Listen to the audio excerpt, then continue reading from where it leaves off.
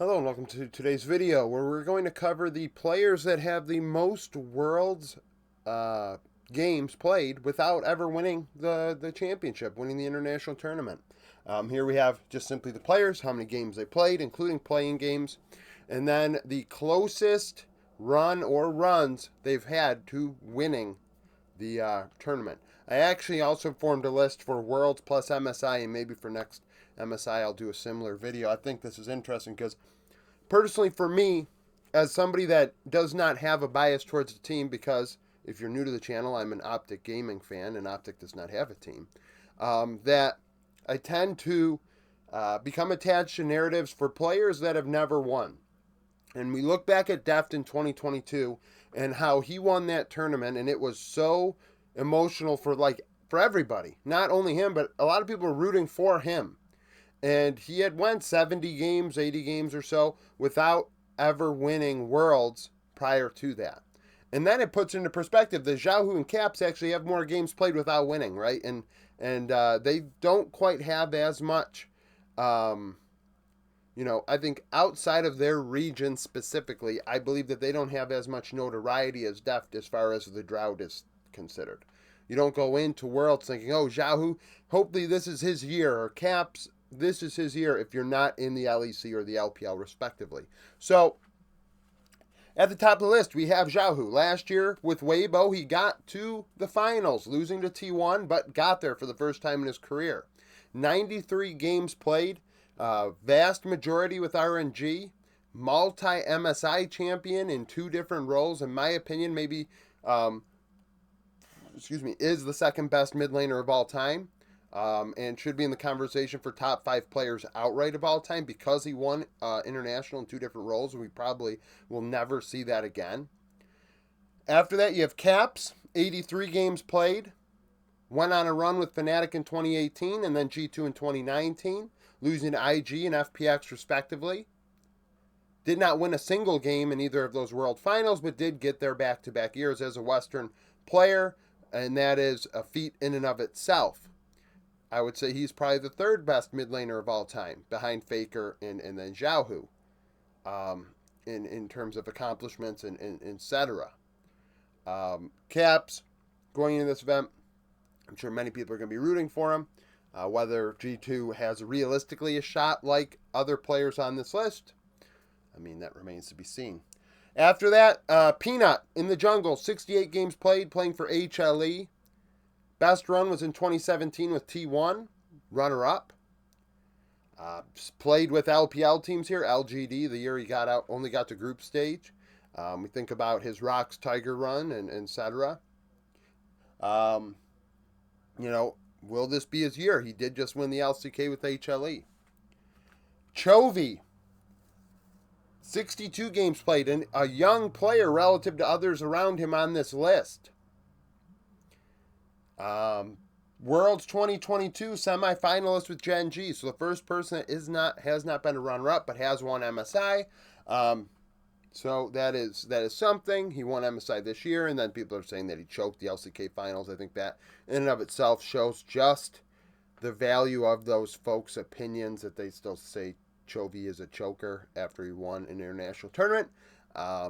Even before that, I would say he wasn't a choker, but certainly he's now shown at the highest level that he can get it done. So I think that just goes to show who allows their emotions to cloud their opinions as far as players are concerned. And then we like, okay, well, you're an emotional and irrational thinker at times, so we're just gonna put you in this box when that happens. Interestingly, probably the player I was most surprised to see on the list was Humanoid, especially this high. So Humanoid has 61 Worlds games under his belt, which is the 5th most without a title. And there's only 22 less than Caps. So Worlds 2019 and 2021 would be out in quarterfinals with Splice and Mad Lions respectively. And he lost to T1 3-1 the first time, and I think lost to Damwon Kia the second time. Mickey X with G2, 47 games played, the only support on the list. Worlds 2019 runner-up. Maple, an interesting case. So 46 games played in his career at Worlds. One of two minor region players on the list. Has had opportunities with the LPL, but I don't think ever got to Worlds with an LPL team. 2013 and 2015 would drop out in quarterfinals with Flash Wolves, one of the best organizations in the history of League of Legends from minor regions. Now, I think the remnants of that are PSG Talon, and Maple is with PSG Talon now at this event, as you can see.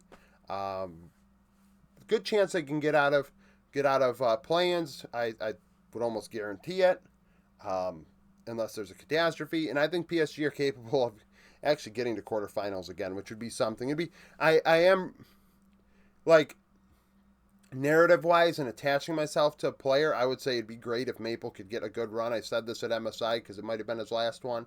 This also would be nice to get him a very good run to remind everybody this is how good Maple is, because people were so shocked by how well PSG and Maple did at MSI. I want him to do that again and further cement his legacy. So many people saw him in the LPL and then LCS with TSM and are clouded by those games when really he is light years better than what people saw. 369 for Top Esports, 45 games played. 3-time semifinalist in 2020, 2022, and 2023 with Top Esports and JDG, respectively. Best top laner in the world all around, can do anything. You know, some people say, oh, his LPL summer playoffs were rough, but when we look at the last few years' body of work, 369 is the best top laner in the world when we take into account like the last 2-3 years here. He's an excellent player. This event, they are capable of winning the tournament, and it would not surprise me if they did. Gala of LNG. Only 80 carry up here. 42 games played. Has never got out of quarters. 2021, 22, and 23 with RNG and LNG respectively. Is an MSI champion though. Has shown the ability to get it done. But we'll see if he can get it done with this LNG squad that may very well not have Scout. And when I said in the LNG video, it'd be really cringe if they loaned out a player that was. So people are trying to compare it to like temporary substitutes and things. The way I look at it, I think a team should be allowed to bring up players from their academy team if they need to. Their organization. Pretty much whenever they want. It's their organization. Now, free agents also, in my opinion, are free game. But if a player is on another team, and we're in the playoffs, like regular season, before the season, like when Bro signed Young Jay on loan from KDF, that's very different. That's before the season started. But if it's like, oh, we're in the regional finals, oh, so-and-so, they slipped in the shower, and we need a new mid laner. Okay, rookie, you come play for us. Oh, well, rookie's not allowed to play, so that's not a valid thing. Okay, Yagao, yeah, that makes it okay. Like, you fucking stupid. Like, it's not... No. Doonby. And there's a little bit of... I love watching Doonby play. So, Doonby very well could be the replacement, and he's capable, but, I mean, on a whim like that, that would be quite a run if that happened for LNG. And then Evie of SoftBank Hawks Gaming. A lot of these games coming from his DFM days. 41 games played. Got to groups once in 2021 with Detonation Focus Me. Did have a year with Heretics. A lot of people think about him in that way. You listen to the coaching staff afterwards that Evie was, kind of in a tough spot. That team was in a tough spot. So, to condemn him for that and then not take into account his body of work that are like a handful of years other than that, I think is a crime, in my opinion, to Evie and to someone's own personal, way they make decisions in terms of player evaluation. But either here nor there, Evie is 10th.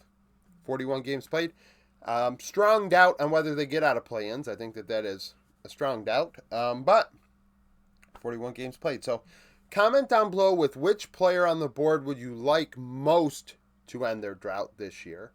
And also who you think is the most likely to end their drought this year. Thank you for watching. If you liked the video, like it. Subscribe to the channel for daily League of Legends content. Follow me on Twitter, join the Discord, become a YouTube supporter, and hope to see you again tomorrow.